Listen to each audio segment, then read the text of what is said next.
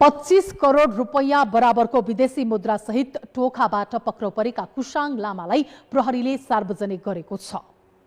उपत्यका अपराध अनुसन्धान कार्यालयले पत्रकार सम्मेलन गरी सिन्धुपाल्चोकको भोटेकोशी 1 का लामालाई सार्वजनिक गरेको हो। उनी राजस्व छली र सुन तस्करीमा यसअघि 5 वर्ष जेल बसेको खुलेको छ। ना 7 ख 1652 नम्बरको मालवाहक ट्रकमा लुकाएर राखिएको 25 करोड 19,24,950 रुपैयाँ सहित लामालाई गैराती प्रहरीले टोखा नगरपालिका 2 झोरबाट पक्राउ गरेको हो। ट्रकको क्याबिन माथिको बायाँतिर फल्स बटम बनाई सबै रकम त्यही लुकाएर राखिएको अवस्थामा बरामद गरिएको उपत्यका अपराध अनुसन्धान कार्यालयका प्रमुख एसएसपी रमेश बस्नेतले पत्रकार सम्मेलनमा जानकारी दिनुभयो। प्रहरीले लामाबाट अमेरिकी डलर र युरो बरामद गरेको हो।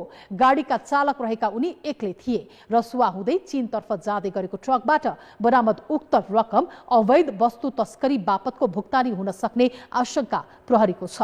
प्रहरीले यतिका धेरै युरो र डलर नेपाली बजारबाटै संकलन गरेर जम्मा गरिएको हो कि भारतबाट पनि ल्याइएको हो भन्ने कोणबाट अनुसन्धान अघि बढाएको छ।